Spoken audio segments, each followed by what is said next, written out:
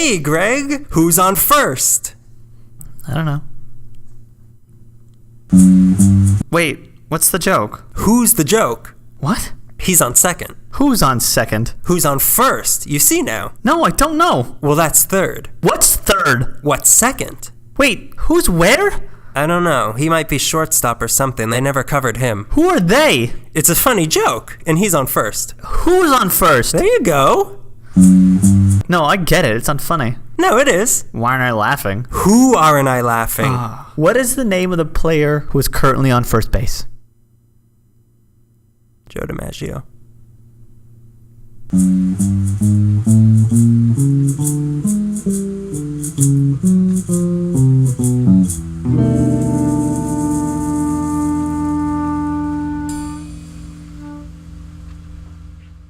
Live performance beginning. Oh, hello. Sorry, that was our countdown robot. Yeah, he's not great. He bleeds into the episode sometimes. He's the only robot that bleeds. He won't stop bleeding. Internal, external, all kinds of bleeding. Not since the accident. Hello, Greg. Hey, Daniel. I haven't seen you in a month. Yeah, it's been a month since I've seen you. We were discussing trolleys or something. I don't know. I told you to take a long trolley off a short pier, and you did. I told you to take a long trolley off the long wharf, and it was enjoyable. I had a good time. That's a reference that you'll only get if you listen to the last episode, so listen to it. Pause this, go to last episode, and if you still like us, which I can't imagine. Unsubscribe immediately. This is our 21st episode. This podcast can drink now. Oh, it can drink. And it's got a problem. Already. We are experimenting because it's our 21st episode. We're going to be doing a two-parter episode, meaning the theme is going to bleed over until September. That's true. It's going to bleed just like a robot with feelings. Oh, it has feelings too now? You programmed it? Yeah. Oh, I feel really bad. Right before we started stabbing it to make it bleed, I programmed it to feel. I've been mocking it for bleeding this whole time, thinking I could just practice on something. I haven't programmed it to make a retort yet, so that's why I didn't say anything. You slow down with that roll. You don't need to... Slow your roll is what I meant to say, and then I also meant to be polite. A lot of things happen at once. Perhaps you may be the robot after all. I'm sorry, I'm not computing that.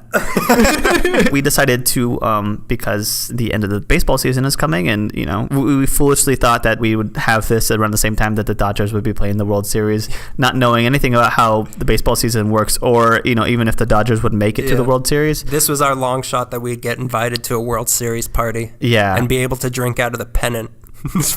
This episode, we'll be talking about stadiums. A little bit more, yeah.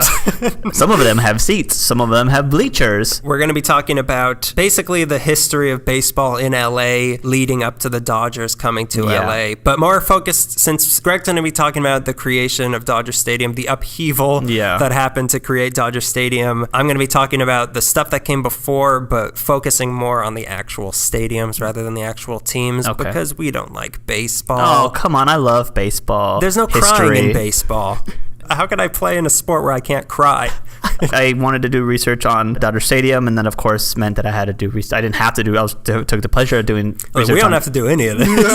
We could have stopped 21 months ago. Yeah, so of course you have to bring up Chavez Ravine and the area in Illusion Park, and then I end up doing more research on that than actual Dodger Stadium. But next month, if I'm allowed to talk about it now, the spiritual sequel to this episode, I will be talking about the history of the Dodgers next month. So if you'd rather hear that, I'll see you in a month. Sit there quietly for a month. Baseball, America's pastime. God damn it.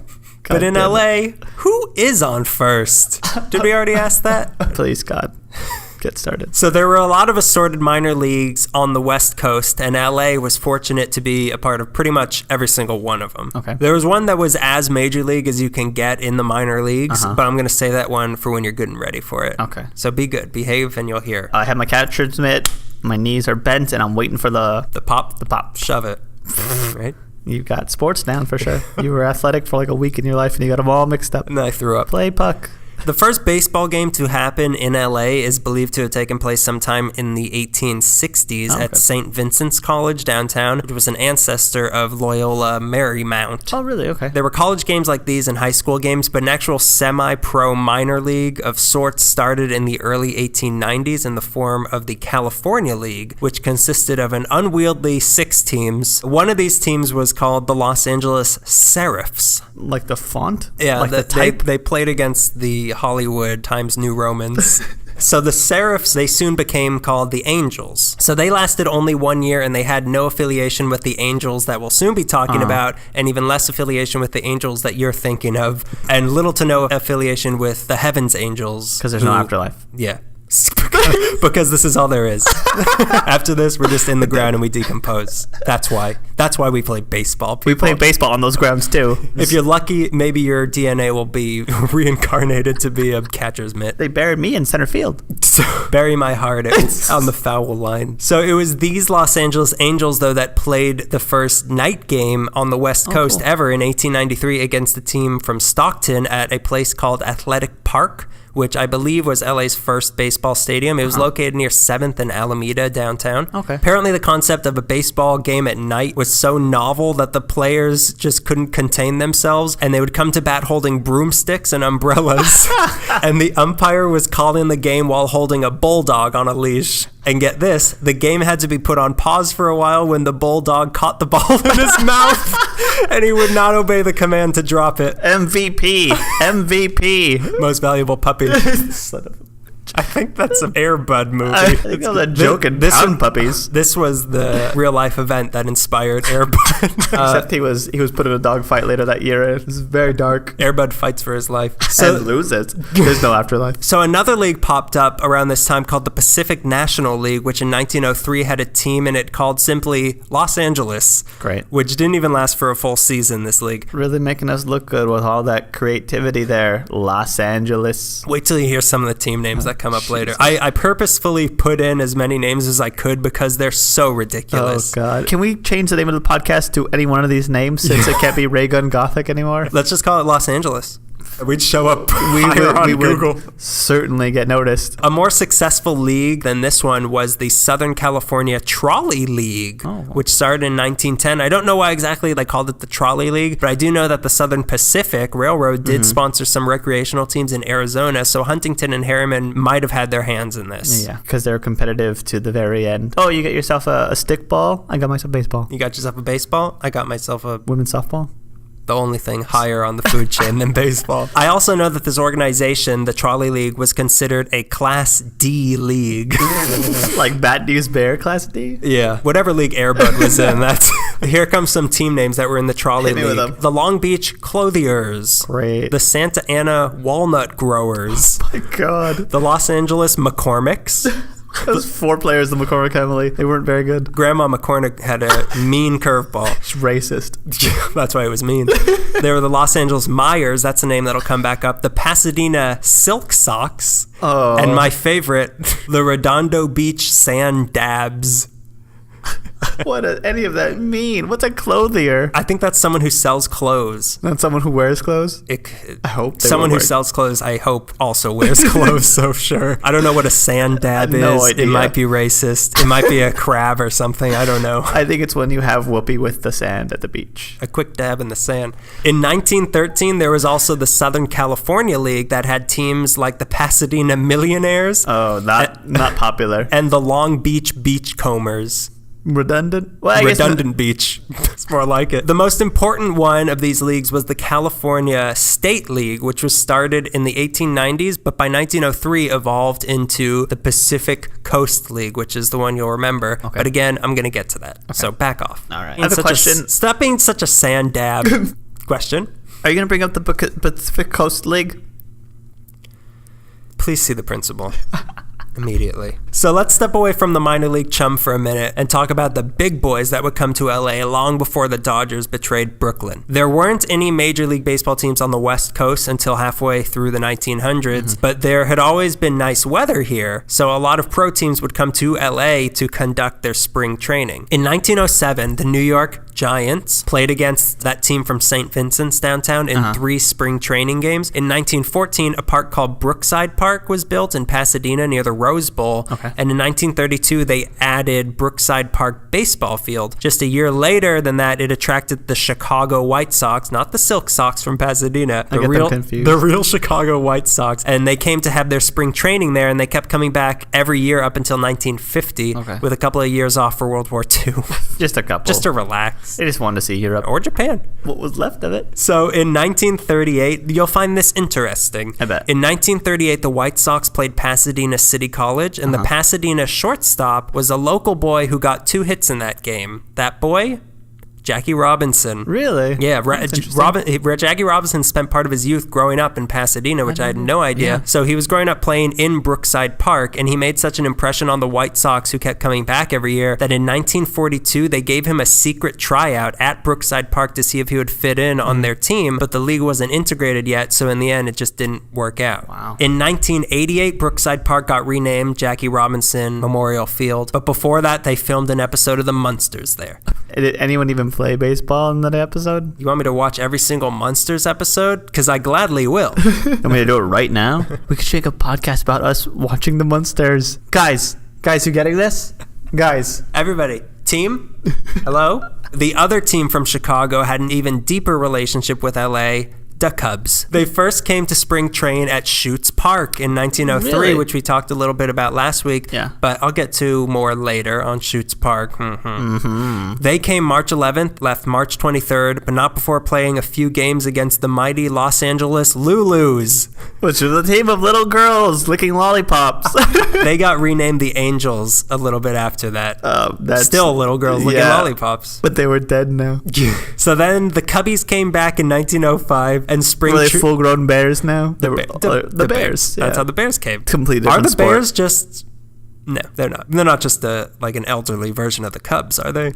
Are the Bears a football team? Pretty sure. We should know this. We should call Chris Farley. We really should. Yeah, Robert Smigel's not picking up the phone for me anymore. So they came back in 1905 and they spring trained in Santa Monica, but then they stopped coming for a while until 1917 when they actually started using Brookside Park also. Then in 1919, chewing gum fiend and part owner of the Cubs, William Wrigley Jr., bought Catalina Island for $3 million, the whole island. What he bought the island in Catalina?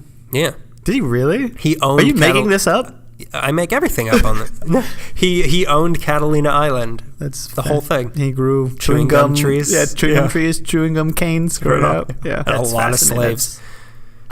Yeah, he owned the entire island. Those were the days when you could just buy an island. Off your fortune you made from making chewing gum. So then in 1921, he gained controlling interest in the Cubs, and that same year brought them to Catalina as the new throne of their spring training rituals. The weather, of course, was always perfect, so they would exercise on the mountain terrains and run along the goat paths, and Wrigley built for them the world's very first Wrigley Field, which was right near Avalon. The one in Chicago, Wrigley Field, is older, but it was still called Cubs Park at the time, the Cubs Park. But this one on Catalina had the same dimensions as the one in Chicago, so they could train accurately. What a weird, Enter the Dragon team they would be if you had to take a boat to go to an island to play a baseball team. I've heard legends of these tiny bears that play baseball on Catalina Island. The hardest thing is the chewing gum fiend's fortress. Gum ghouls. The Chicago Gum Ghouls. So the team being there brought huge tourism to the island, of course, and combined with the ease of Pacific Electric excursion trains, taking you right to the harbor to get there, and it was free to watch the inter-squad practice games on the team, so everyone was going there. The Angels, I'll explain who they are soon, they would come to the island to play them, as would the New York Giants sometimes. Okay. The actor Joe E. Brown, who's the guy who falls in love with Jack Lemmon in Some Like It Hot, he would put together teams of movie stars in the 30s and come to the island to challenge the Cubs. Did you get names? Joey Brown, Wyatt Earp, Charlton Heston, Harpo Marx. Zeppo Marx. The Cubs would go on to the mainland every once in a while to play some of the minor league teams, but they just loved being on the island. And Wrigley loved it there too, and he loved the team. He'd invite them to his mansion to have barbecues, and he would take them on fishing trips. He would arrange mountain goat rodeos for their enjoyment. Wow. The slowest player on the team, he would hunt for sport at the end of spring training. Unleash them all into the buffalo fields. He's gonna bury you in a chewing gum packet. Yeah, chewing gum packet. What's that silver wrap wrapper. What's that material called? Help me. Aluminum. Aluminum, thank you. Aluminium? That's it. I saw an advertisement for it. Anywho. So in 1937, this is also interesting. In 1937, a radio man for the Cubs came with the team on their annual spring training trip, and one day he went onto the mainland and took a screen test and decided he wanted to start acting instead of being a radio man. That man? Ronald Reagan. The actor? And I bet Jerry Lewis was with him too. He was the general manager. Let's try Future Boy. That Ronald Reagan, just everywhere, huh? He is everywhere. He's been everywhere, man. So the Cubs trained on Catalina until 1941 when the island was taken over by the military for World War II. My gum, my precious gum! No, they'll find my cachet. I can't imagine people come in here with their helmets and they're chewing everything. We'll lure the Japanese into Bubblegum Cove. Since they didn't have this island anymore, they had to settle for Indiana during those years. The spot-on replica of Catalina. The sucking candy capital of the world. So they came back in 1946, but from then on, the weather on Catalina wasn't as good as it used to be. And then in 1951, it started snowing when they were there. So they figured, that's enough of this place. It's time to move on. So they eventually settled on Arizona for their spring training. But while those facilities in Arizona were being built, they wanted to return to Catalina one last time in 1966. The plans fell through, so they had to play at Blair Stadium in Long Beach instead. Blair Stadium. Can we get a good hot dog around there? I'm just sitting there on stone steps, cold, nowhere to park. Listen, I've never been to Blair. I don't think it exists anymore. Good. The field on Catalina is no more. It's now the Catalina Island Country Club, but plaque marks the spot, and the Country Club clubhouse is still the original Cubs clubhouse. That might have been the most confusing sentence I've ever heard. If we went to the golf grounds and tried to play a game of the old b-ball, what would they do? Well, they kicked me out because I'm Jewish. And they'd put you to work holding the caddies. Holding the caddies, not even the clubs. I can't even be a caddy. You have to carry the caddies around. You carry Mark around. The other major league team to make a big impact on the city was the St. Louis Browns. The story of the Browns in LA was almost a perfect alignment of circumstances, but then they all fell through. So in 1941, there were serious talks to move the St. Louis Browns to play professionally in LA in the stadium where the Angels, I'll explain who they are soon, were playing, and to boot the Angels to the field of boot the Angels to the field that everyone has to settle on eventually, Blair Stadium yet again in Long Beach, as their farm team. Unfortunately, Pearl Harbor happened around that time and tension was high in LA, and then the Battle of LA just illustrated how tense of a place it was here, so the deal just fell through. No one wanted to be here. But then after World War II, Burbank became a boom town. So in 1946, the city built Olive Memorial Stadium for $64,425 at 111 That's it. That's all the ones. Olive Avenue, right near the Talleyrand. The Browns weren't moving to LA, but they could at least spring train there. So in 1949, they did just that. The players would stay across the street from the stadium at the Olive Manor Motel, and the growing local population was very into it. The St. Louis Browns are considered by many people to be the worst team ever to play baseball. How bad do you have to be for them to consider you the worst team? You have to practice in Burbank. That's how bad you have to be. But Burbank closes at 4 o'clock. The beautiful native citizens of Burbank didn't care how bad they were. They don't know better. They were just so busy getting early bird breakfast.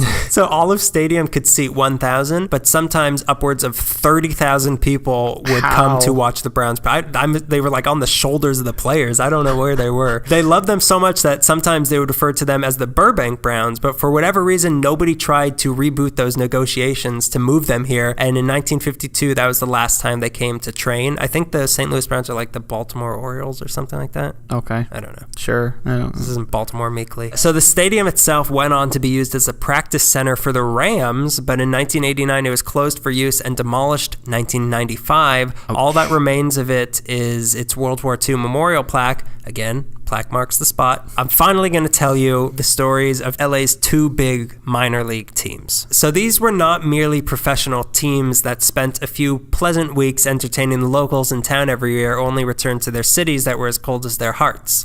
These were LA's teams. So one of these was the local favorite that was no stranger to winning and went on to have a happy ending. The other was the underdog that only rose up momentarily and never really amounted to much. I love that movie you just described. The LA Meekly of teams. It's the plot of Air Bud 3.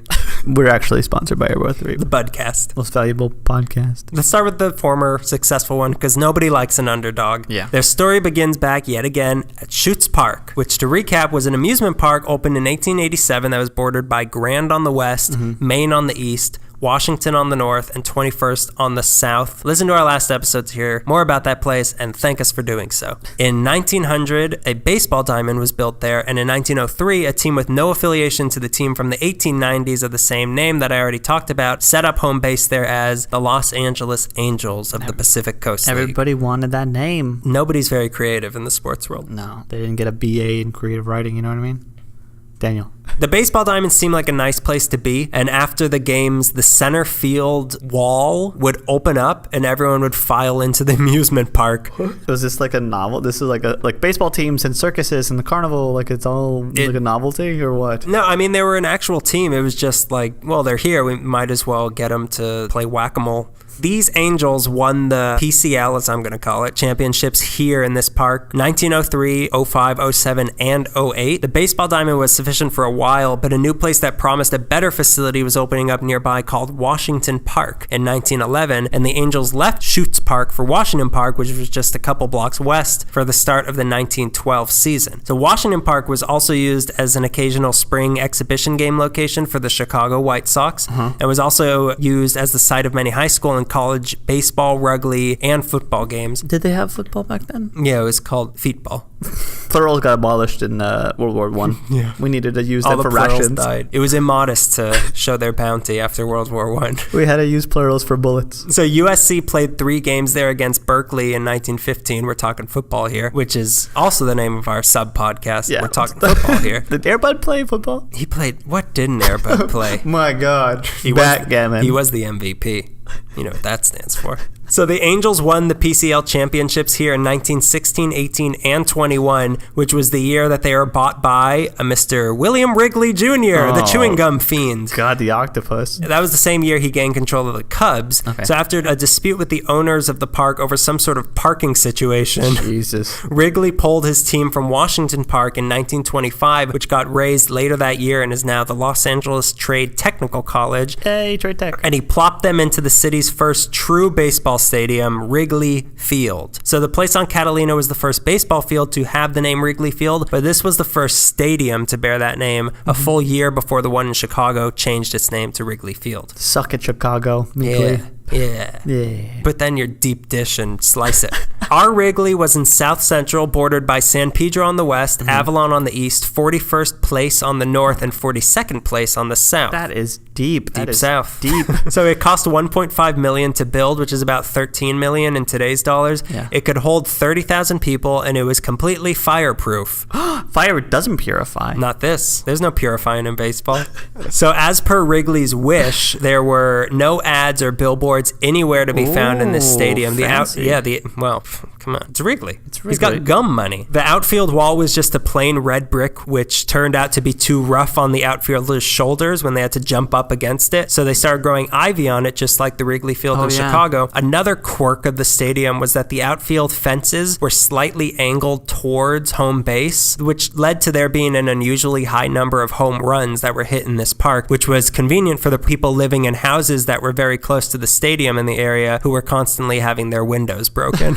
It's a pleasure. Wrigley, it's okay. I got gum money. I'll pay for your window. I have gum wealth. Maybe Wrigley will sponsor this episode. Wrigley Field's most distinguishing feature was its 12-story, 100-foot-high clock tower. And as we learned last month, nothing in the city could be built at this time over 150 feet high. So this, in addition to the subway terminal building that was built the same year, was one of the highest man-made points in the city. The tower was dedicated the Wrigley Field Memorial Tower on January 15th, 1926, in honor of the baseball players who had fought in World War I. So all of this combined with the stadium's observation platform where you could look one way and see the mountains and then turn around and see the ocean, and was really considered by a lot of people to be the nicest stadium in the country, period, major league or otherwise. So the Angels played their first game here September 29th, 1925, winning 10-8 against the San Francisco Seals. They were actually Navy SEAls.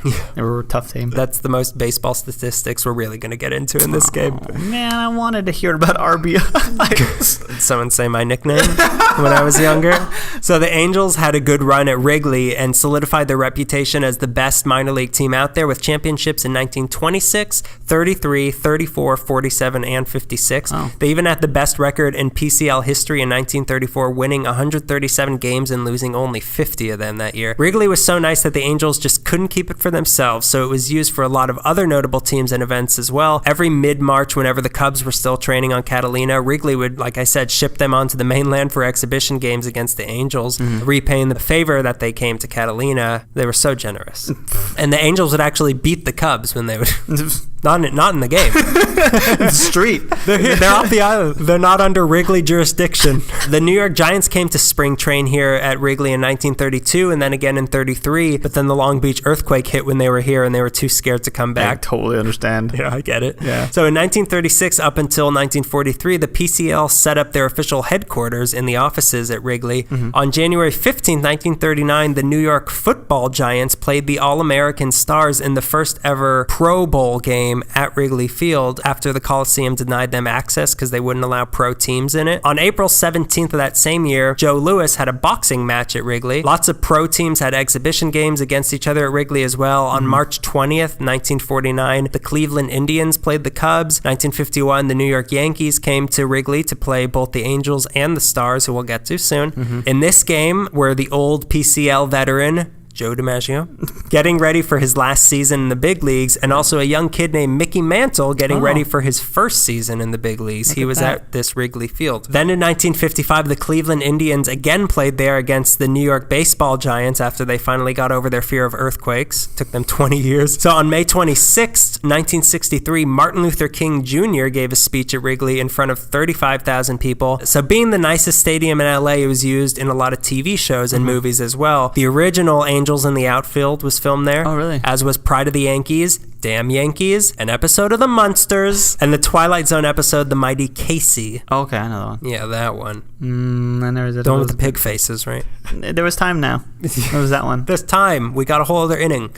Maybe most importantly, a 26-episode TV show called Home Run Derby was filmed at Wrigley in 1959. It was professional players would come hit home runs for cash. So Hank Aaron won $12,000 over his 6 appearances on the show. This TV show was the inspiration for the Home Run Derby, which is now a staple of the Major League Baseball All-Star Weekend, which started doing that in 1985. Was it a fictional show? It would really be Hank Aaron, and then he would hit a ball, but it would be a cartoon of a baseball going out the stadium. Oh boy, I'm going for That's $1,000, Mr. Aaron. You could trade that in for 4 sticks of gum. Chew Wrigley. But still, the main attraction at Wrigley Field was the Angels. The delightful little Angels. They had a huge fan base that was passionate about their team. After the umpire made a bad call at a game in 1952, the fans rioted and started throwing cushions and ran on the field. They don't really get riots. Well, one guy started wrestling the umpire. Okay. The umpire. He was a rebel. So it was a doubleheader, so the next game that day had to be monitored by a very large police force. The LA Railway Week pass tickets had ads printed on them to go watch the Angels. Oh, that's awesome. But as popular and successful as the Angels were, there was always another team watching enviously in the shadows. I can't believe it, and I refuse to listen. The malnourished Mets to the mighty Yankees. It all started with a team called the Vernon Tigers, which formed in 1909 in the California League, but joined the PCL once the California League failed. If they ever got a movie, it'd be called The Pride of Vernon, which is something that people from Vernon have never heard before. No. Best thing to come out of Vernon is True Detective Season 2.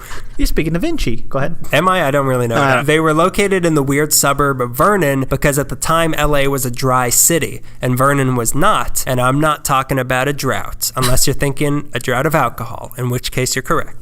The owner of the team was a meat packer named Peter Meyer, who built a regular meat packer. This just guy, your average meat packer, who built for the team a place called Meyer Fields, which was near the intersection of 38th and Santa Fe. It was sometimes called Vernon Park and was conveniently located next door to a place called Doyle's Tavern, which also, along with a place you talked about last week at Schutz Park, claimed to have the longest bar in the world. Here we go with the competition again. The competition of things we don't know what they mean. Yeah, and what does it mean?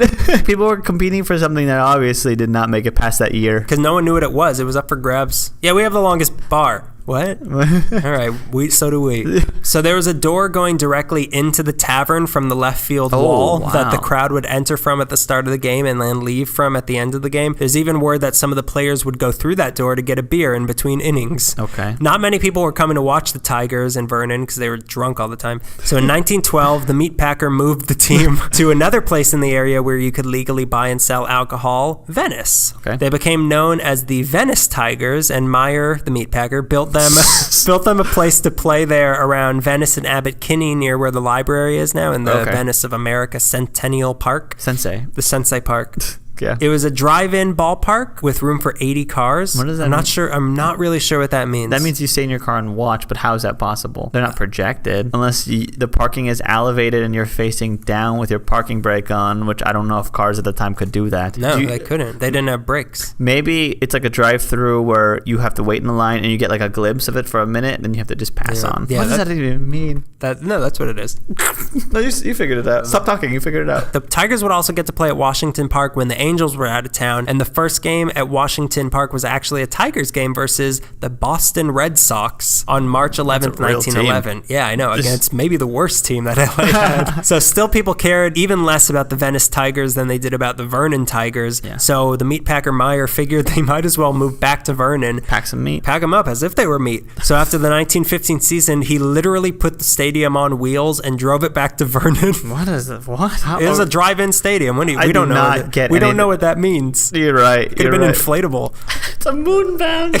So he drove it back to Vernon, where they once again became the Vernon Tigers. In 1919, the Meatpacker had enough of the Tigers, so he sold them to one Mr. Fatty Arbuckle. Are you serious? Yeah. The actor who guided them on to win their first ever PCL championship in 1919 and 1920. In 1920 as well, the Tigers became official cohabitants with the Angels in Washington Park. That's your movie. That's the Pride of Vernon. Fatty Arbuckle. The Pride of Vernon. It was a proud time for the underdogs moving into Washington Park until it came to light that several of the players had been found guilty of fixing the games, and their reputation, if they ever had any, was destroyed. Still not the worst scandal that Fatty Arbuckle would ever get mixed up in. After a while, nobody seemed to want to go to a Vernon Tigers game, so in 1925, Fatty sold the team, and they were moved to San Francisco to become the San Francisco Missions. But you haven't heard the last of the old Vernon Tigers. Oh no, they don't give up because they're Tigers. Tigers never quit. I have them. For now, a team came in to fill the void of being the required inferior local team to the Angels. So in 1926, the Salt Lake City Bees moved to LA to become the Hollywood Stars. Oh, okay. At first, they were sometimes known as the Hollywood Sheiks, after the mascot of Hollywood High School, who in itself was named after the role that made Rudolph Valentino famous. Mm-hmm. He's dead. He's very dead at this point. Or is he? Yeah, he is. Rudolph Valentino. No, you're dead. Go away. Rudolph, go. Come on. Rudolph the dead-nosed reindeer. There's no afterlife. You forget yourself. You should be a baseball right now, or a piece of chewing gum. They were also sometimes referred to as the Twinks, completely unironically. Only thin players, please, boyish. Please. Hairless as well. This was a strange sort of interim team for the Hollywood Stars that you might know. This incarnation of the Stars had no home of their own to play in, so they somehow managed a deal to share Wrigley Field with the Angels. Again, like everybody just cling to the ankles of the Angels. Ankle Angels. The Los Angeles Ankles. So they managed to do pretty well for themselves, and they even won the championship in 1929 and 1930. A rivalry was even formed between the Angels and the Stars that seemed to reach a peak when a fight broke out during one of the games between the teams that lasted for an hour and had to be broken up by the LAPD. What? Yeah, they threw cushions at each other. It went on for an hour because no one could hurt each other. A weird side note, in 1933, the Stars spring trained at a place called Shell Oil Field, which was a field, not just an oil field, but also an oil field. It was in Long Beach, was surrounded by oil rigs, and cars would park around the baseball diamond to mark the foul lines. It looks like a hellish place. It's really weird. It's like if Mad Max had a baseball team. If that's they finally pick like. up civilization, like, we need some sports again. Yeah. Let's start with this. What do we do? No, kill the elders. Well, if you make it home, we kill you. The point of the game is to stay on second base the whole time. Snap back to reality. No. Things seem to maybe be looking up for the Stars, and then the Depression hit. And the stars fell. Shooting stars. Because we shot them. They were all shot and turned into currency. There's no afterlife.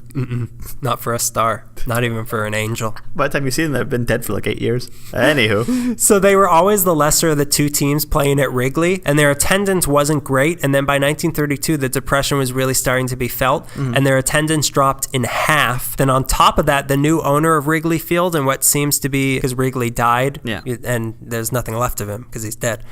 You mean you can't just keep chewing them and chewing them? Well, he did die, but he never lost his flavor.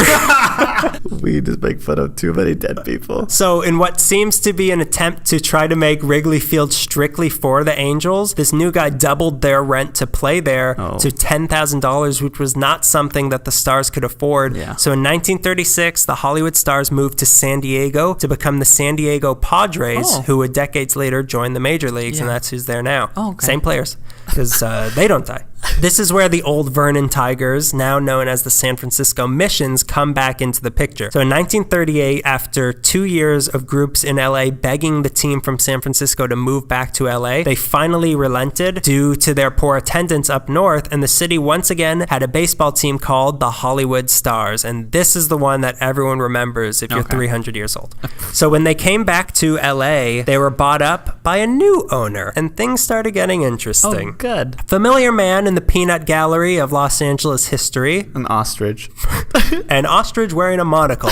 Mr. Robert Cobb, the owner of the Brown Derby and creator of the Cobb salad. Who might have been a relative of Ty Cobb, super racist? Yeah, mega racist. Mega racist. Really? Robert Cobb? Yeah, he was a old Vernon Tigers fan, so when the team moved back into town, he snatched them up like a free salad that's a gross relic of the past. The problem was there was nowhere for them to play, so they had to run yet again to the protection of the Angels at Wrigley Field. Bob Cobb knew it wasn't ideal because he wanted a place for the Stars to really come into their own and to also help pump up the rivalry between the Angels and the Stars, which benefited both teams. So in an effort to both try to raise funds for a new stadium and to also set the Stars on the path of being a more community-owned venture and branding them as the people's team of LA. For the common man. The Cobb man. The guy who rides the yellow car all day. The kind of guy who, he's not always on the red car. He takes the yellow car. He gets it. So Bob Cobb let a few notable citizens of Los Angeles in on the fun as part owners. These people were George Burns. Oh my God. Gracie Allen.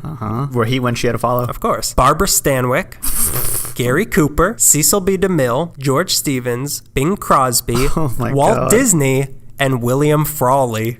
They got Fred Mertz on the team? Imagine Fred behind the bench. I can only imagine him as an umpire. What are you doing there? That was the condition. I'll part own your team if I... Barbara Stanwyck. This was the time when people were buying up hot dogs, like celebrities were buying up hot dog stands. That's true. They had no class. I don't know what's a worse investment, a minor league baseball team or a hot dog stand. This made them the Hollywood Stars baseball team, owned by the Hollywood Stars. That's how they sold it. So now for their new location, Bob Cobb entered into negotiations with the A.F. Gilmore Company. A.F. Gilmore was a farmer who in 1880 bought a 256-acre dairy farm in an area known as Rancho La Brea, that is now the Grove/Farmers Market /CBS. One day in 1900, he was drilling for water and he struck oil. Oh, geez, the luck. He was a real-life Beverly Hillbilly who was already in an area that was nicer than Beverly Hills at the time. So his son Earl started the A.F. Gilmore Oil Company and turned it into the largest independent oil company in California.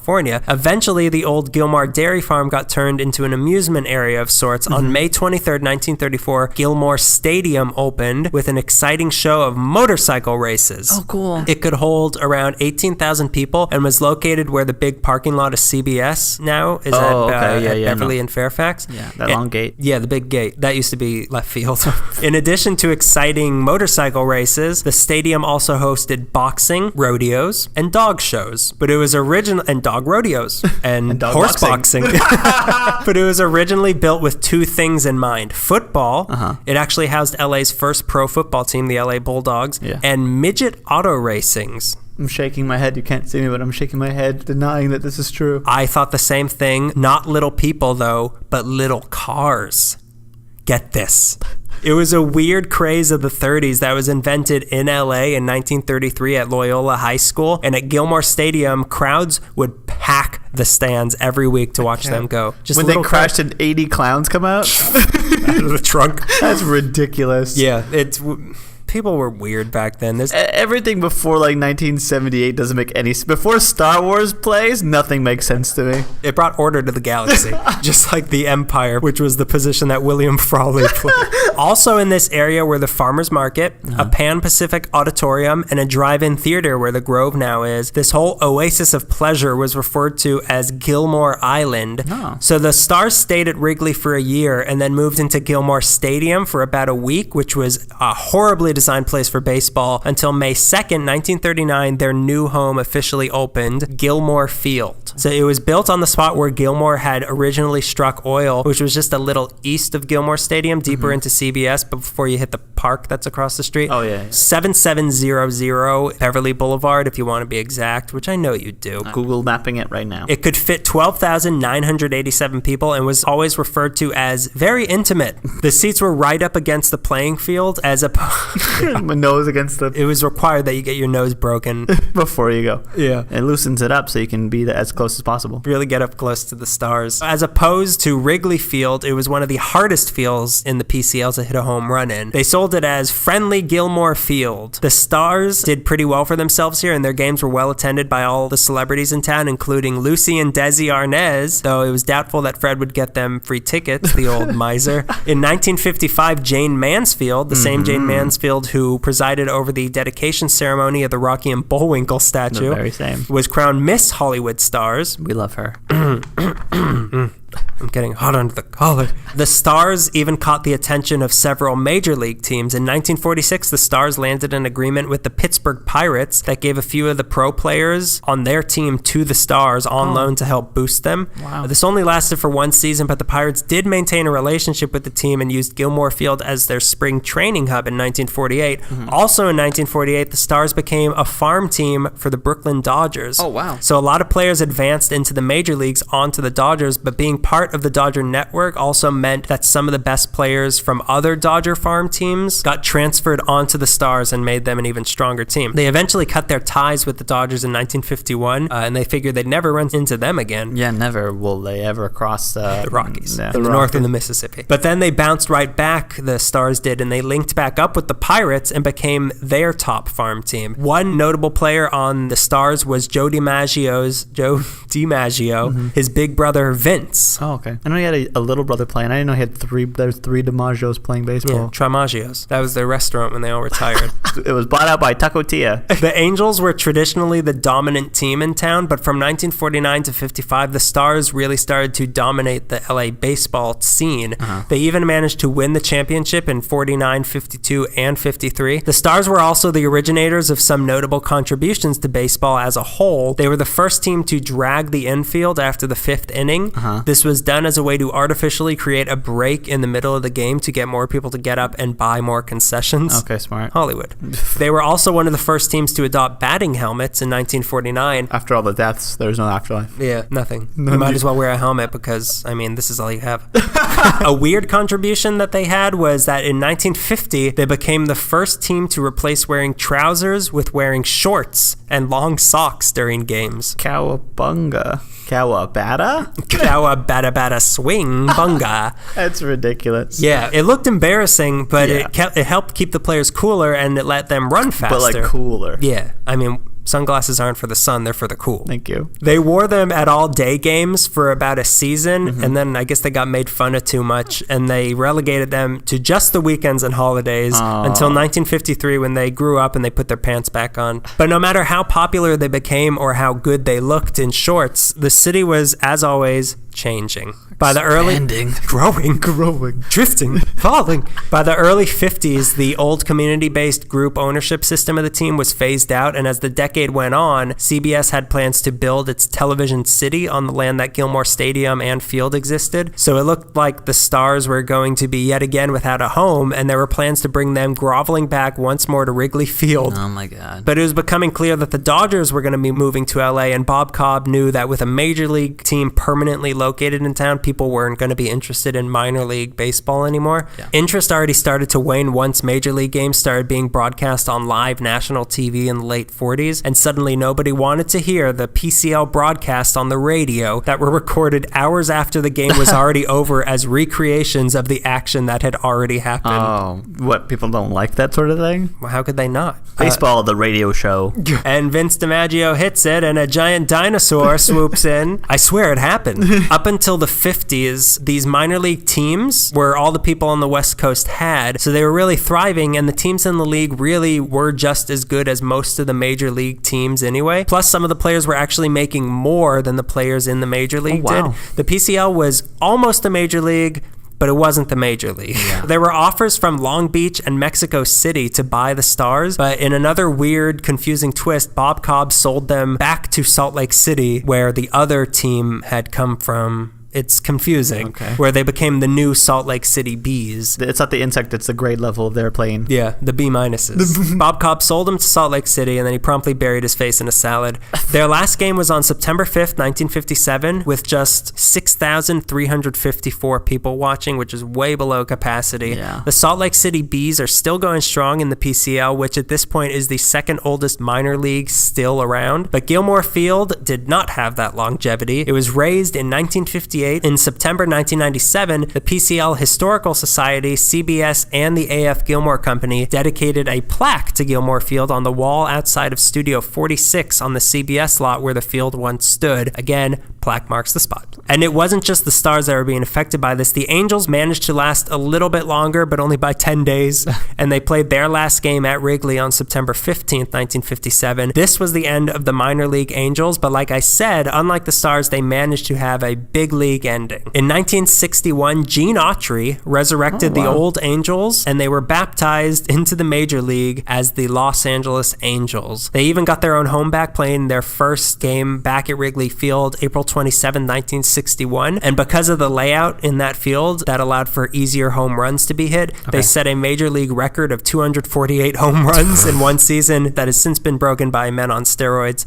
They played one season there, and then they moved into Dodger Stadium for a few seasons, but by 1964, the city finally realized we don't always have to have two rival baseball teams, so they banished the Angels to the land of no return, Anaheim. Wrigley Field was voted to be torn down in 1964, and in 1966, the final nail in the coffin came when it was converted for soccer, and in March 1969, it was finally torn down for good. It is now the Gilbert Lindsay Recreational Center. So that was the end of minor league baseball in LA, courtesy of the Dodgers and Giants moving to California. Yeah. But that's all fine and dandy for white people. But what about the non-whites that were playing baseball? Is there such a thing? If I were mayor.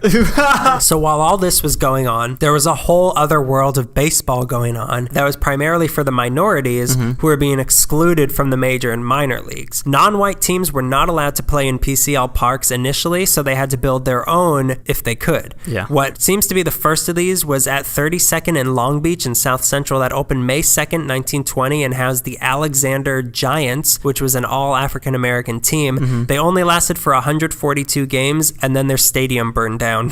So they stopped. Fire purifies all. Should have had a Wrigley, which is also Wrigley's catchphrase. That's also a threat. Should have had Wrigley's, boys. It covered all grounds. Then came the Los Angeles White Sox, who were ironically all black, and they picked up all the fans who had grown attached to the Giants. They were alternatively called the Colored All-Stars, the Colored Giants, or the Bearcats. I kind of like the Bearcats. Yeah. You don't like Colored All-Stars? Why? It makes me think of when you do really good in class and then give you a star, but it's like red or purple or a colored all-star. Colored all-star. This was in 1921, and they played at a place called Anderson Park at Anderson and 4th in Boyle Heights. That sounds familiar. Maybe. Great.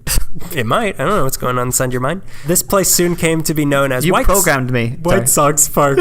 I told you to stop reminding me of things. White Sox Park, it came to be known. It was usually hard to impossible for the black teams to find white teams that would accept their challenges to play some games. But there was something called the California Winter League, which was basically a league made up of 4 all-white teams comprised of players from both the minor and major leagues who would come out here to play and stay in shape during the off-season. But they would also be playing teams made up up of African American players from the Negro Leagues. Okay. Again, not offensive. That's what they were called. That's what they're called. You piece of The teams themselves were not integrated, but it was white teams playing black teams, which was a start of a race war. Games like these took place between the LA White Sox and some of the Winter League teams at Anderson Park. A couple of Italian-American fruit vendor brothers named Joe and John Peroni were fans of the Winter League, so they built a nicer place for these games to be played. It was called White Sox Park. It opened October 25th, 1924, was located at 38th and Compton, again in South Central, not far from where Wrigley Field was, and it could seat 7,000 people. It was the home stadium of the LA White Sox, but it also housed other black teams like the Los Angeles Stars, not the Hollywood Stars, the Monarchs, and the Sons of Italy. Oh, I like that. The names are going to start getting weird from here on out. Okay. The White Sox and the park itself built up a reputation, and on weekends and holidays, games would take place there between the black and visiting white teams, such as Shell Oil, White King, I don't like that at all. the Philadelphia Hilldale Giants, the Cudahy Puritans. Cudahy? What's Cudahy? Cudahy's an area near Downey. Okay, yeah, that's them. Okay. Unless, is Cudahy a place also? That's also a place. Also the Torrance Blues. I like that. Yeah, there ain't no cure for the Torrance Blues, though. Because they kept losing. Very bad management. One time a team of white all-stars was made out of the Winter League the best of the Winter League players to challenge the black White Sox. Yeah. I'm confused. And the White Sox beat the white all-stars very easily. Teams from Japan would even come here just to play at White Sox Park. Really? Buster Keaton used to come to work out with the black teams on Sundays during their pregame warm-ups, and he would go around making the audience laugh. We all like Buster Keaton here. Hey. Fatty Arbuckle's questionable, but Buster Keaton never did anything wrong. Tickets were 50 cents to go to games, and a lot of the proceeds would go to raise money for local South Central causes like building a hospital and stuff like that. Once the major leagues finally were integrated by Jackie Robinson in 1947, however, the Negro Leagues lost all their best players, so interest started to wane and fewer games were played at White Sox Park until it was eventually demolished. The site is now the Ross Snyder Recreation Center. A challenger to the Negro League in town was the Mexican League. That's way offensive for some reason. I read the emphasis that you put on it. On league. I read that it was also called the Spanish League or the Mexican American League, but I'm sure whichever one sounds most offensive to you is what it was really called. It wasn't even called anything. It was just a look. You ever gone to a game? These teams were part of the LA Municipal Leagues for the most part, but some of them blurred the lines between being just a recreational league to being an unofficial semi-pro minor league team. The teams were formed by local businesses that would sponsor a team just to create goodwill in the community and keep kids occupied and out of gangs and things like that, which explains why they had names like the East Side Merchants, Moctezuma, who played in Downey Park, probably the best name, El Paso Shoe Store. Wait, was this the sponsor of the team or the team? Both. The answer to that question is yes. Oh, we got beat by 7-Eleven last week. Did you guys go to the fruit game? So the El Paso Shoe Store played in San Gabriel. There was the San Fernando Merchants, Ortiz Fords, Aztecas, Santa Monica Los Tigres. Oh, I like that. East Side Beer, Lucky Lager Beer, Alianza Mexican. Okay. Ornelas Market, Manuel's All-Stars, Jalisco Athletic Club, Eagle Rock All-Stars, Hawthorne Merchants, Coast Meats. So fish or? Fish were not allowed in this league. Coast Meats. We beat the meats. A proud cry.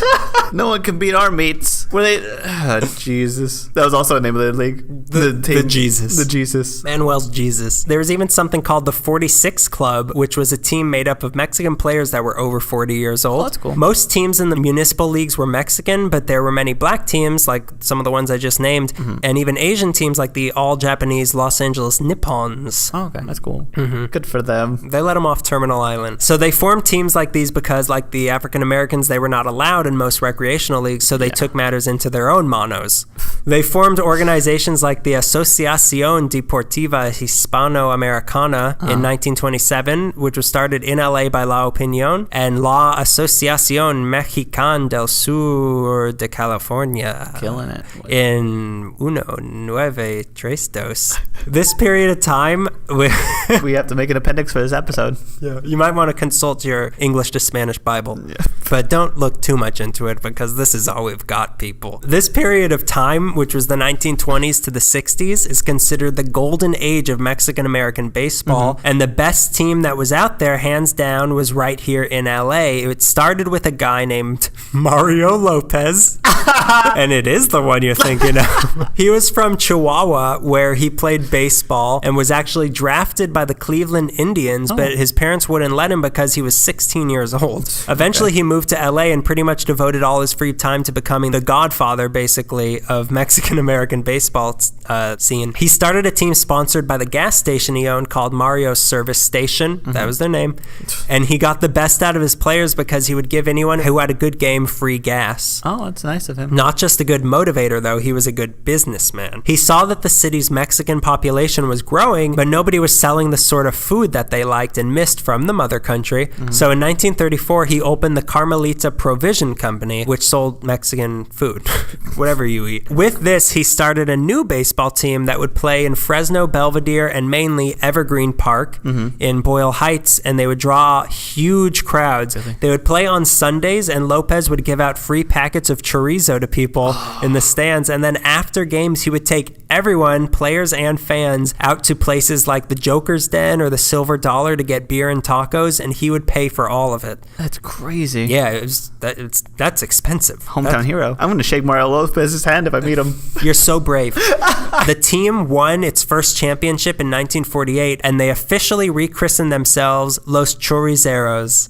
Oh boy. You don't like that? No, I don't like that at all. Is it better or worse than Carmelita Provision Company, the team? Any of these teams with innuendo is just, I feel bad for. So in a league where most teams only existed for about one season, the Chorizeros lasted until 1973. Wow. And in that time, they won 19 city championships. They were so popular that their championship games were played at Wrigley or Gilmore Fields. They even occasionally played the Angels, I read.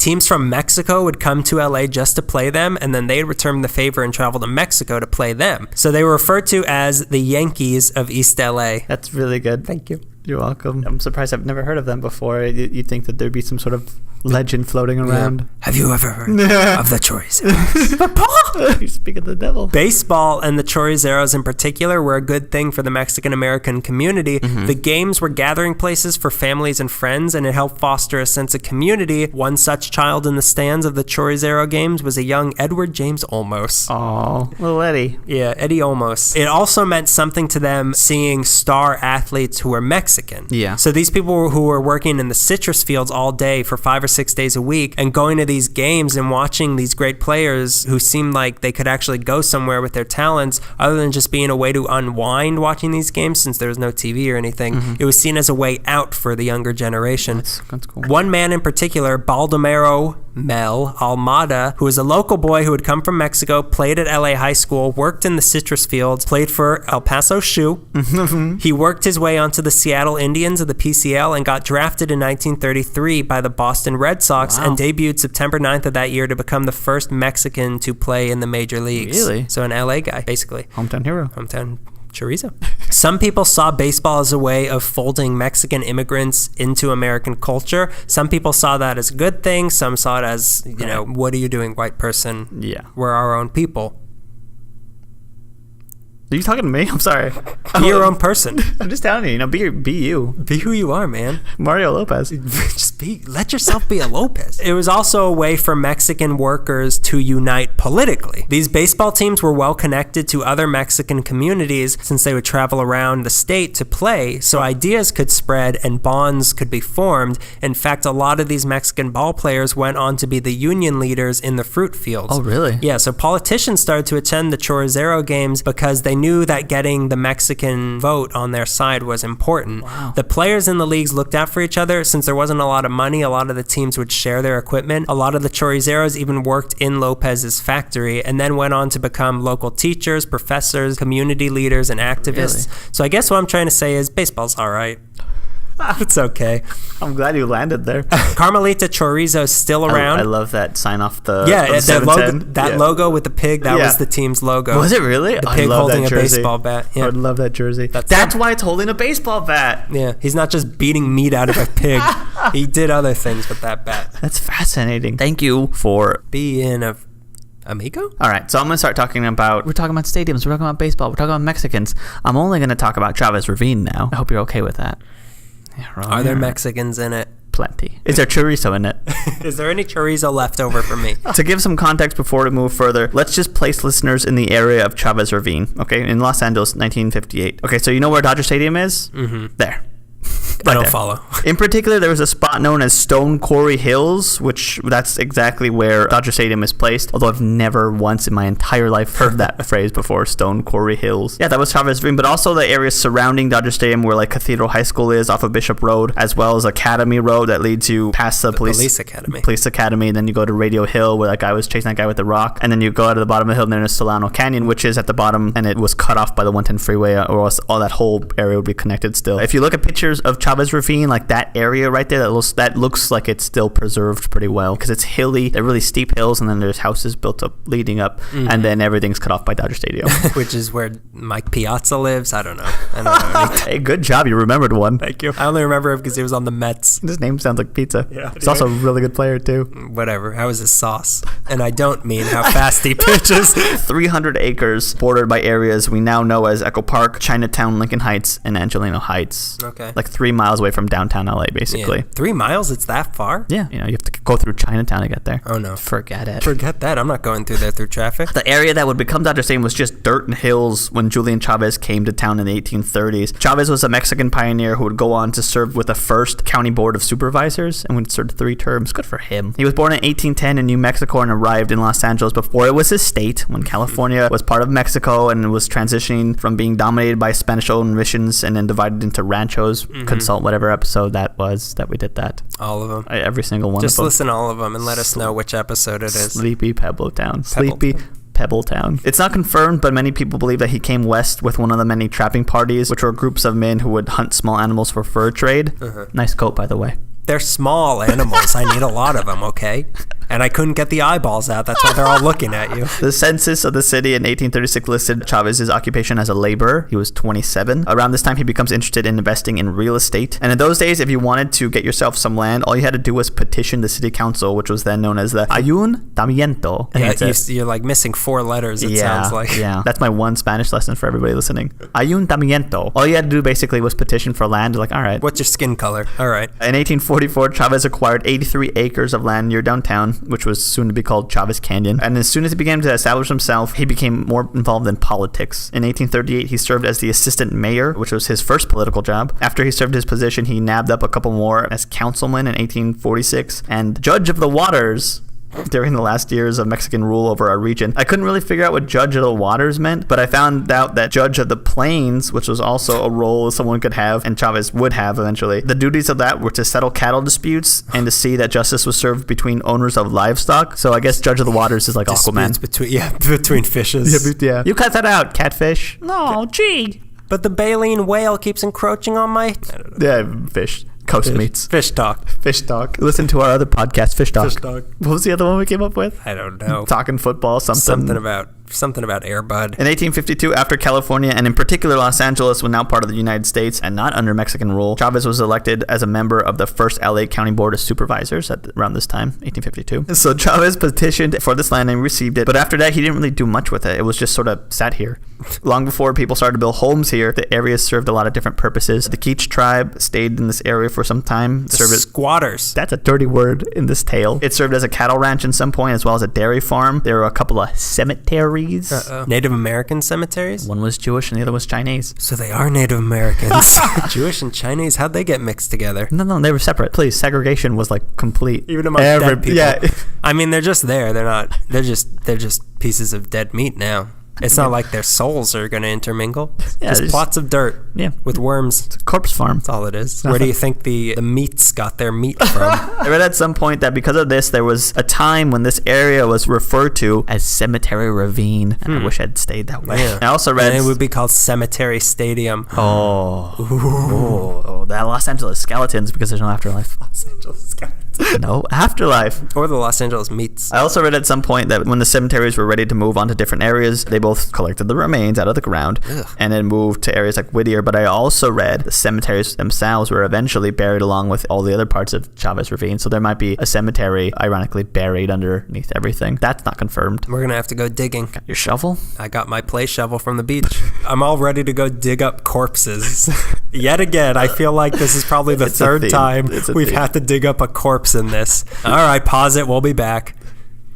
Oh my God, that was a lot. That was a lot. His skeletons. Bones really crumbled quickly. I did not expect that. Turns out there is an afterlife.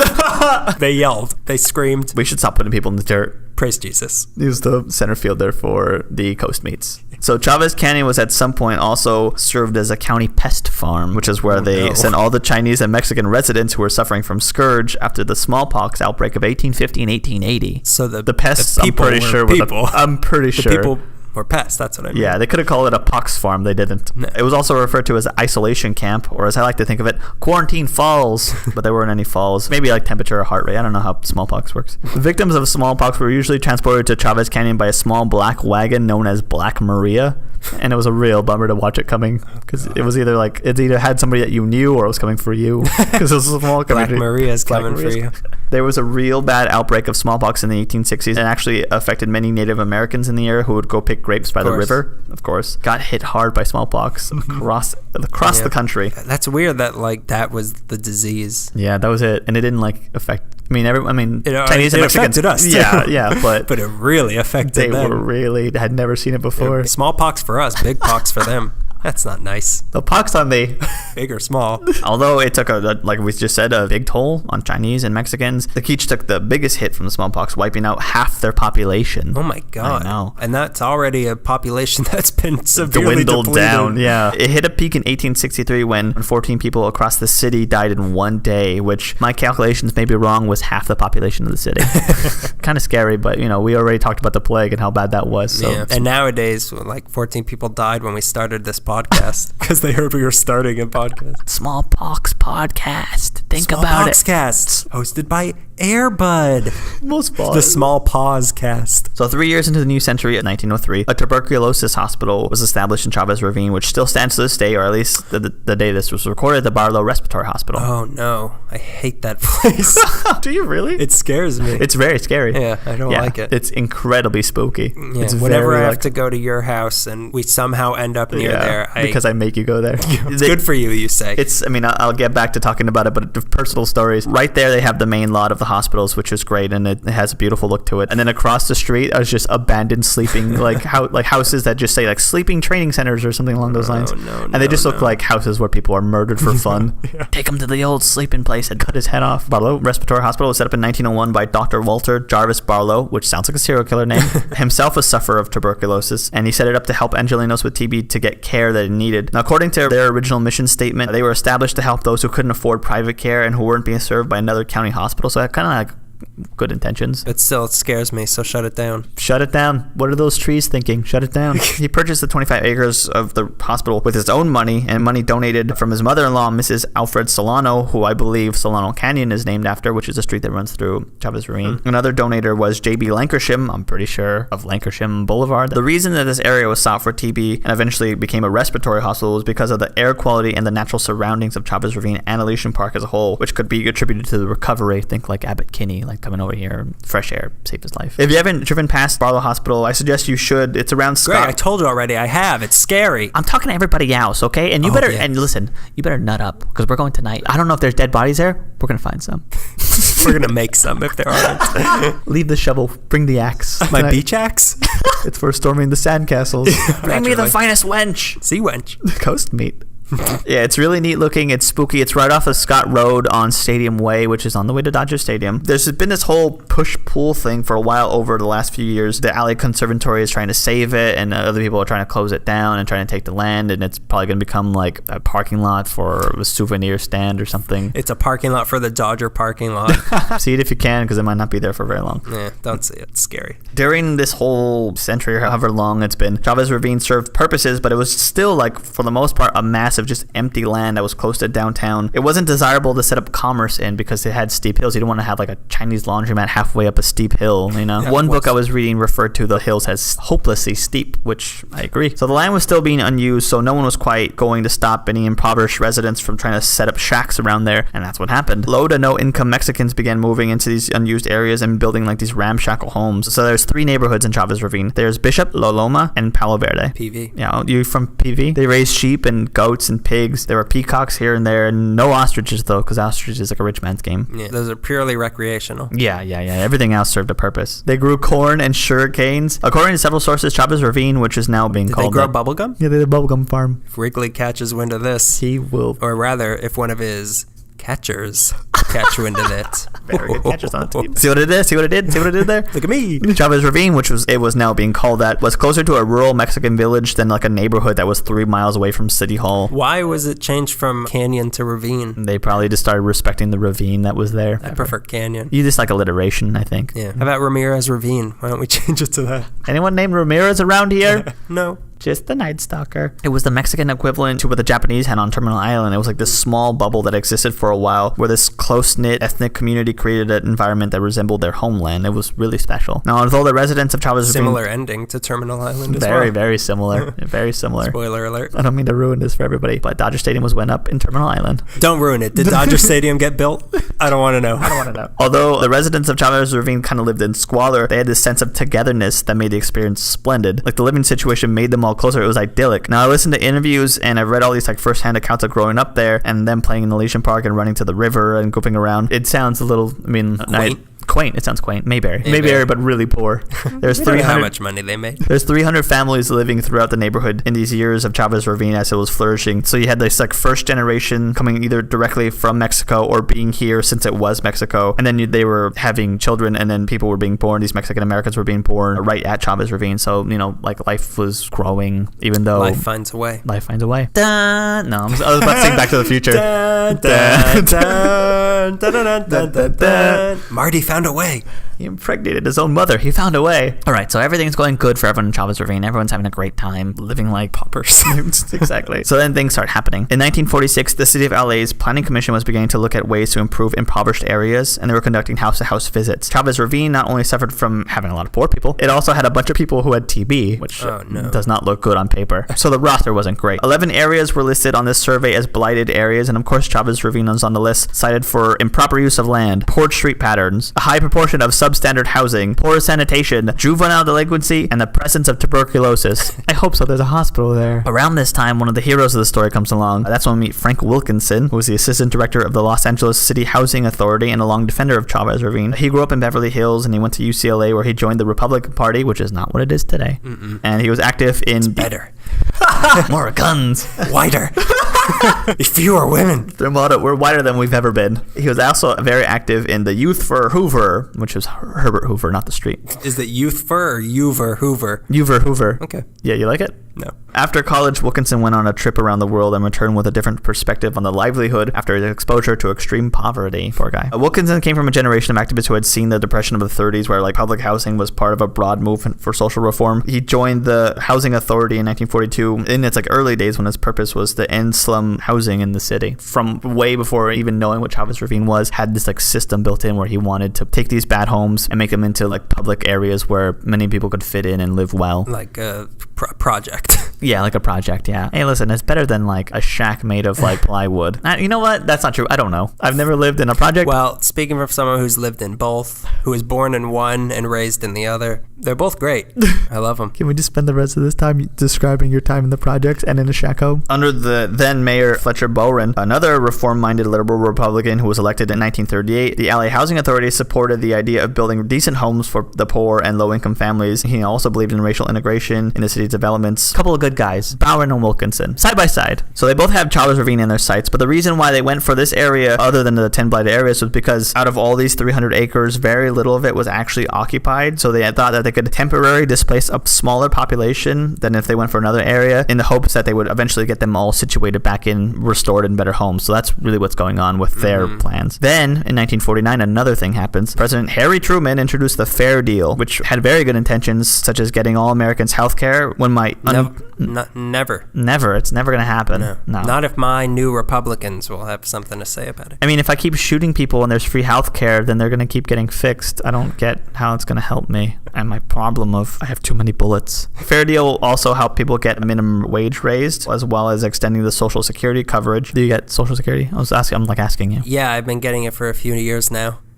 Is it too soon? Yeah, it might be too soon. I mean, don't stop getting payments. No, I'm not going to say anything. They think I'm dead. Little do they know. This is not all there is. I'm still around. Past 20, there is a life. So included in this I'm mostly retired. You dress like a very retired person, by the way. Just no pal ketchup on my shirt.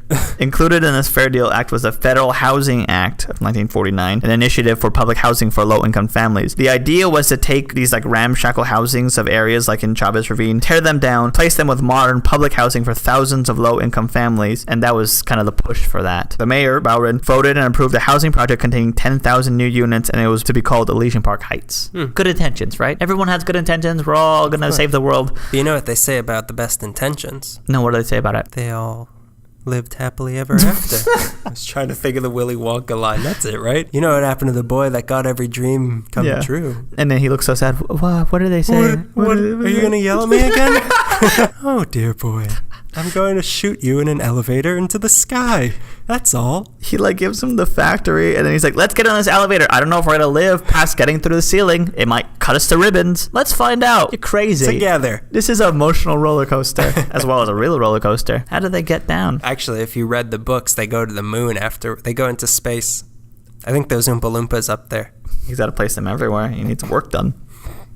Good intentions. Everyone's going to save the world. Well, even their execution on paper sounds bad. With the best intentions, of course, city officials would use eminent domain to clear the residents out, pave new roads, then apply for federal funds to build public housings. If you don't know what eminent domain is, it's when the government seizes private property to repurpose it for public use. Only after, of course, the private owners accept payment, just compensation. And there isn't any options as far as turning the government down. You can be like, nah, it's cool. Now, sometimes it could be used for good. For example, like if the state needs to build a dam or a lake to provide water or a high-speed rail. They use eminent domain to buy someone out of the land so they could use it for that. Most of the time, though, eminent domain is pretty shady, I think. I was looking for like a really good example of eminent domain abuse when I realized that I was doing research on one.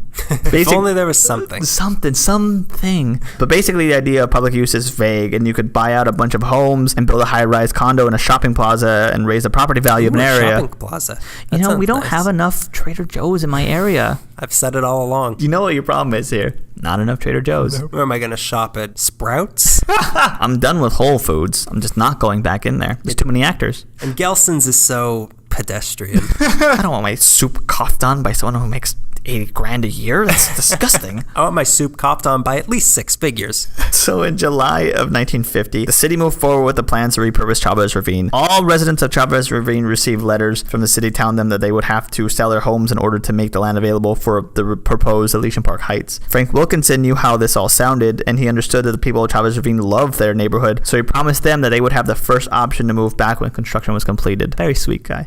Elysian Park Heights would include 24 13-story buildings and more than 162-story bunkers, along with newly rebuilt playgrounds and schools. Some residents of Chavez Ravine resisted their orders to move, and because of that, they were referred to as squatters. Bad word here, okay, friend? Hey. You want to throw that word around? Squat, squat, squat. You are a cop from the 50s. You there, what are you squatting on? Squatters on the land they've been living on for decades, so... Should have called it the LA Squatters.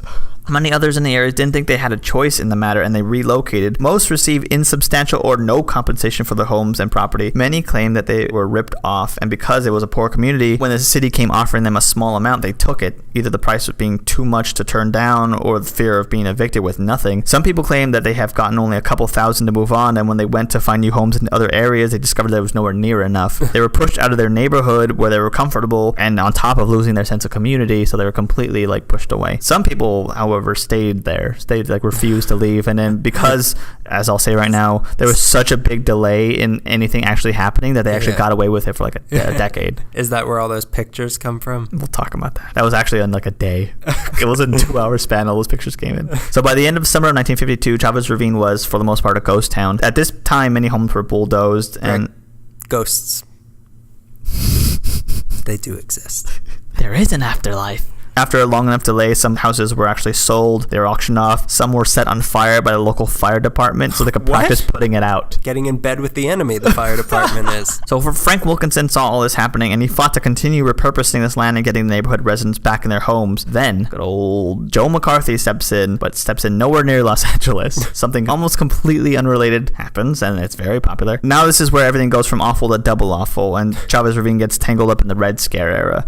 So there are many supporters of federal public housing and many supporters of Chavez Ravine being one of the places that received it because there were so many impoverished Angelenos, but the plan had opponents. The loudest of these voices of opposition were anti-communist supporters who saw public housing projects as a socialist plot against the country and everything we stood for. How dare you protect poor people. Now, McCarthy's main focus of attack on Los Angeles was the film industry, which led to the Hollywood blacklist. Consult a future episode. But that doesn't mean that his cronies didn't sniff out an opportunity to make a fuss. A public interest group known as CASH, Citizens Against Social Housing, it rules everything around me. $1 bills. Cash went after the Chavez Ravine project and began screaming, socialism, socialism. What do we got? Socialism. When do we want it? Never. So with that group coming after the project, the city councils caved in like almost not like nothing. On top of that, in 1952, Frank Wilkinson, who now had become something of a renowned activist, faced questioning by the House Un-American Activities Committee. HUAC. He refused to answer to the HUAC whether he was a communist or not. So of course, he was fired from his job from the Housing Authority and as assistant to the mayor and sentenced to 9 months in jail. He was one of the last two people jailed for refusing to answer if he was a communist, which is bold, but being part of the last two still means that you go to prison. Also, funny enough, he was a communist. He was holding the Communist Party. So he deserved it. Good for him. I also read somewhere that Mayor Bowron punched a man in the audience of a crowd who called him a servant of Stalin. The mayor. So obviously, anti-communist meant business. So the Los Angeles City Council attempted to bail on the public housing contract, which they had with the federal authorities, but it was too late. The courts ruled the contract legally binding. Then, a man running Sounds for... like communist law. Who are we, servants of Stalin? That's our other podcast. It's very political. But it's servant, like, you know, a dog is man's servant. So it's, again, it's Air Bud. It's an Air Bud affiliate. We stay in our Air Bud theme, in our Air Bud universe. Yeah, the Budiverse. So then, a man running for mayor named Norris Paulson used the controversy of Chavez Ravine as part of his political platform. He promised to stop the housing project and other examples of un-American spending. And with that, we had ourselves a newly elected Mayor Paulson, poor people hater. He was elected mayor in 1953, and the public housing project's days were numbered. Now, after much negotiation, Mayor Paulson bought land taken from the Chavez Ravine back from federal government at a drastically reduced price, with a stipulation that the land be used for a public purpose. Sure, except privately owned public purpose. And at some point, the land was offered to Walt Disney as a site for the original Disneyland, but he turned it down. Really? Yeah. Huh. Funny. During all these delays when nothing was actually going on, many people began returning to their houses, the ones that weren't bulldozed or they weren't set on fire, while some families, like I said, had never left. They refer to themselves as Los Desterrados, the uprooted, I probably said it wrong, living on this land that they grew up on, which was now being taken away from them, right from under them. So around this time now, the ground is. Let's cut to New York City. So by the 50s, New York City. Yeah, play the Mary Tyler Moore theme song. Oh wait, that's Laverne and Shirley. Yeah, that's Laverne and Shirley, Sorry, that's which Milwaukee. we know all too well. I didn't go far east enough. So by the 50s, New York had three teams. It had the Giants, who around the same time moved to San Francisco. It had the Yankees, and it had the with a smile. Laverne and Shirley. I think you're singing the MASH theme song with Laverne and Shirley lyrics. They also had, in New York, the third team, the Brooklyn Dodgers, everyone's favorite, except not really. They were warmly regarded by their fans as dem bums. The fans of the Dodgers and the residents of Chavez Ravine have like a common affection for what they love, which is like a fondness for shortcomings. They were not very good at the time, although they were getting better. You're talking about my dad here, so back off. I'll spend the second part discussing more about the team's time in Brooklyn, but the team's owner was a Mr. Walter O'Malley. O'Malley, along with part owner of the Dodgers, Branch Rickey, were responsible for crossing the color line and getting Jackie Robinson to play in the major league for the first integrated team. Local boy. Dodgers. Local boy. Sort of. Okay, I'll take it. But we need more. So in New York, the Dodgers played at Ebbets Field, which was built in 1913, but by the 50s, the stadium was falling apart. And O'Malley wanted to change that by building a more modern stadium in Brooklyn where his team could play. His opposition on this matter was it's called Yankee Stadium. We'll let the Dodgers play there as long as they keep telling us that we're the best. It's in the Bronx, by the way. Come on. Let's have a little bit of world awareness here. I've been on the phone trying to get hold of the Bronx Meekly, but they're really mean to me. So, I'm waiting to speak to somebody.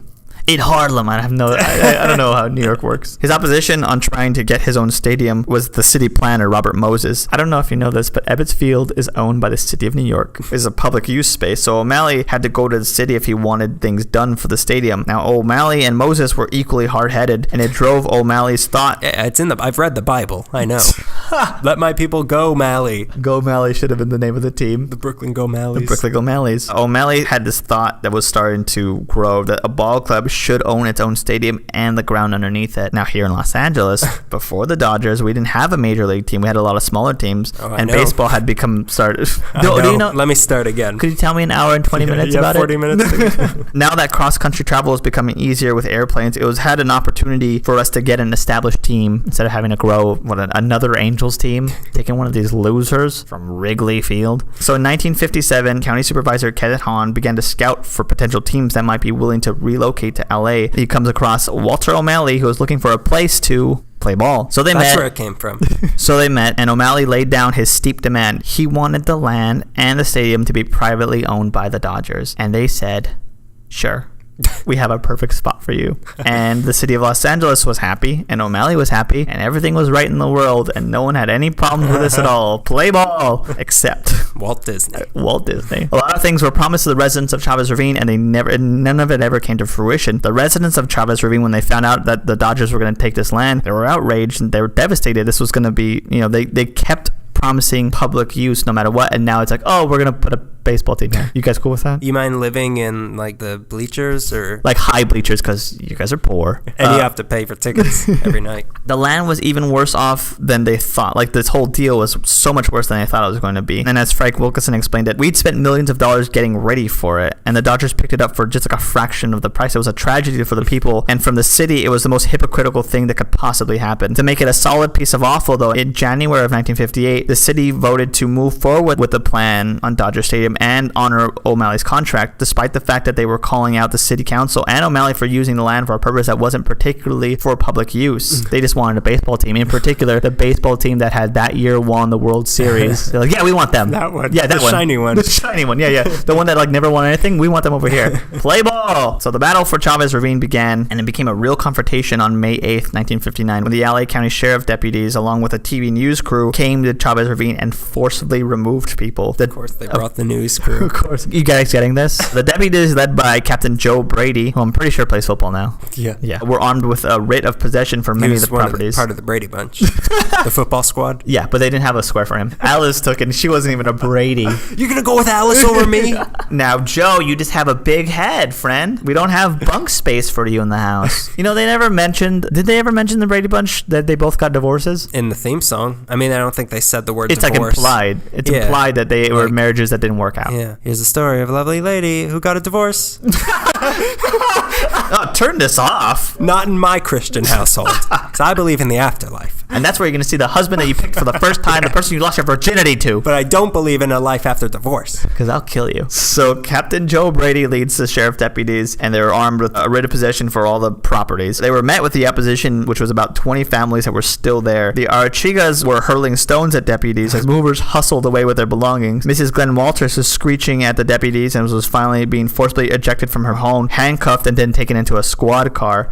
Other deputies met with a couple older women, and there's a picture of Miss Allen Martin, who was 73, and her friend Ruth Rayford, who were wielding broomsticks at them. I think I've seen that. Yeah, it's lovely. In one very dramatic instance caught on camera, and there's photos of this too, they carried a woman, Aurora Vargas, as she kicked and screamed. They carried her out. Before they did this, she said they'd have to carry me out. And they did. Everyone made good on their promise. She was the last person. Finally, they made good on their promise. That's a promise we can keep. Grab her feet. She was the last person to be evicted from these houses. And all of this lasted for about 2 hours. And afterwards, just like when you go to a funeral, and if you stay long enough, you can watch these big machines pound dirt into the ground over your loved one. My favorite part of a funeral. Yeah, really get them in there. Right after evicting people. Because he might come back.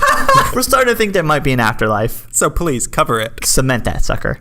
So right after evicting everybody from their homes, the homes were bulldozed. At least they took them out first. Hey, sweet. That was very considerate of them. So later, just to stick to the city, and good for them, members of the Archegos family and the Augustine family returned and lived on the property to protest the eviction and the bulldozing, and they lived under a tent. And they were the first players to be drafted by the Dodgers. You got the spirit. LA Dodgers. You mean them bums? I don't play for them. So now the Chavez Ravine. Serif still here? Because I got a Serifs jersey. You don't even have to give me anything. Oh, we're the Sans Serifs. We're different. So now that Chavez Ravine was truly vacant, it was one of the highest peaks in LA. Stone Quarry Hills was to be reshaped, and much of Chavez Ravine was to be demolished. I took a Chicano Studies class, and we talked about this. Here we go. Going on about his Chicano Studies class again. Hey, listen. I was told in my class not to take that from you. That you're to blame for everything. Apparently, I'm not apologizing. I almost refused to. Apparently, there's an entire school intact underneath the Dodger Stadium parking lot. Huh. Yeah, intact. Again, get the shovel. School's in session. Pause it. My God, everything. So there were still apples on the desk for the teacher. It was delicious. The bathroom machine works. We have to be in detention on Saturday. We were just too loud. Should have got there right when the bell rang, but 80 years ago. So construction crews had the task of building a baseball stadium in this massive hills. To do this, they literally had to move mountains to create this space. And not only did they have to deal... gods! We got Odin. We got Zeus. Aquaman, for some reason, too. I don't know what the deal with that is. You mean the Judge of the Waters. The Judge of the Waters came to help? That's what we got elected to do. So not only did they have to deal with the ravine and the steep hills, the elevation on some ranges was like 100 feet above sea level. They also had to like deal with winding roads, gullies, gushes, and washes, which is really crazy to think about, like that area and how like natural, like it sounds like a meadow. Like it's like the natural surroundings. I'm like, blow it all up. Let's put a hot dog stand here. Martinez Meadow. That would have worked perfectly. Yeah. Any Martinez's around here? For around 31 months between 1959 to 1962, 342 construction workers moved 8 million cubic yards of earth to reshape the area to fit the stadium. They were filling gullies, they were flattening hills, and moving dirt all over the city. Apparently, I've heard from my informant, I don't know if this is true, but I like to think it is true. These hills, they were moved to areas along East LA and like in Culver City, and they were used to make parks. And if you go to East LA, there are a lot of parks on hills. I'm wondering if that's true. I don't know. They all say, I've heard that those, these are all the dirt from when they made Dodger Stadium. Sometimes I believe my informant, and then I open my mouth like, that's crazy. I like his stories. It's my dad, not my boyfriend. Finally. Oh, I get it now. Answer all the questions. They used one steep terrace that was already kind of shaped like a bowl, and they used it as the main grandstand structure. Sometimes I wonder. You know it's the same person, right? You know that we like Chinatown a lot. So when did you start dating your dad? A couple of years ago. This is a new podcast. WTP. What the Paw? Starring Air Marin. I want the janitor to come in, and you're like, hey, is there an afterlife? Hey, is it okay if you date your dad? They just close the door. There's a no and a yes in there. There was one steep terrace that was already kind of like shaped like a bowl, so they used it to make that the grandstand structure, and they located the stands on the slope, which they fit into like a U-shaped hill. The northern side of the rock and sandstone hill was brought down and reshaped to fit like an amphitheater shape, and benches were cut into the slopes to create and support a foundation for the stadium. It's kind of hard to describe, but if I show you pictures, you'll kind of get it. They start shaping like benches, and they start building it because like they start tearing up the dirt. Tearing or tearing? Like making tiers of them, like the Indian who saw the trash and he hit one tier. They tiered the dirt. He was Italian. So the like that Italian who saw the United States being littered on and he cried? No, the hot Italians or whatever the hell they were called. What's it? The baseball team name that you... The Sons of Italy? That's what it is. The hot Italians. Hot Italians. Is it okay if I date my hot Italian dad? My hot Italian dad is my favorite romantic comedy. The grandstand has these like epic tiers which are all cantilevered, and it was built on 78 precast benches. To build the stadium, they used 4,000 cubic yards of concrete and 13 million pounds of reinforced steel. To assemble all of these pieces, they imported a $150,000 crane from Germany, which could lift the pieces. While this crane was here, it was the largest crane in North America. And I'm sure someone bragged about it. See that crane over there? Largest one in the whole country. What do you think about that? And Canada.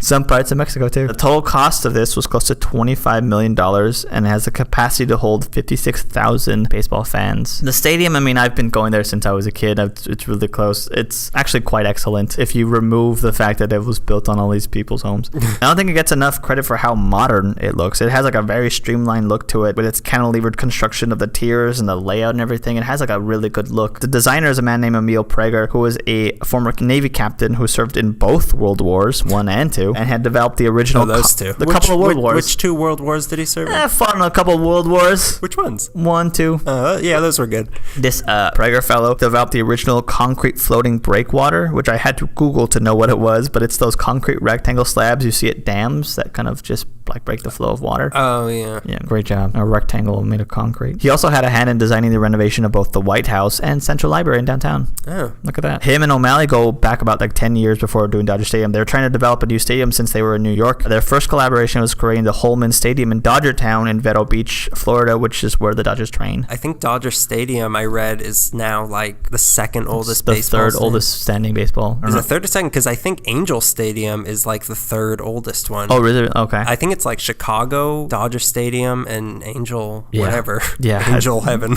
You mean the Pearly Gates? That's where they play. The Pearly Gates. And a trip to Dodger Stadium as well is very beautiful. There are palm trees lining much of it. St. Gabriel Mountains are in the background. Sunglasses on. You're wearing your shorts. No, the palm trees have sunglasses on. They're wearing suntan lotion. They were weird looking. But just on the tip of the fronds. Why do people do a big that? white zinc tip. Neon green shorts that look like they were made by the Highlighter Company. I think personally the parking lot actually has the best view of the city, in my opinion. Better than like Griffith Observatory. The view from the Dodger parking lot, it's incredible. That's what I think. Stance. Write in your complaints about that opinion.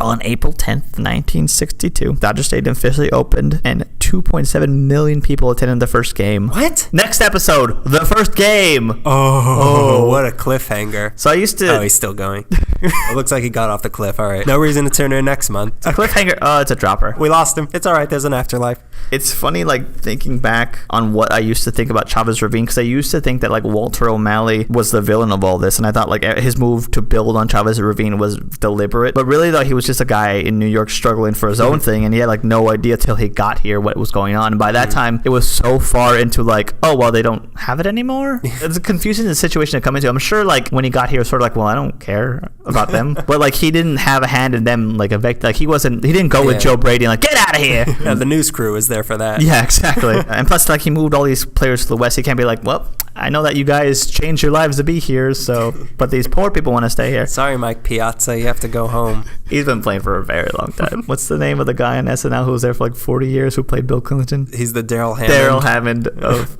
the Dodgers. If I had to sum up the villains in this story, Joe McCarthy, the Citizens Against Social Housing, and Norris Paulson, who all had their own agendas and pushed to get areas like this wiped off the map. Capitalism, all their things stalled the project long enough for people to get distracted with the intent of Chavez Ravine and its residents, and like once time had passed for long enough, they could be like, oh, we don't remember anything about this big housing unit, let's build a Shakey's.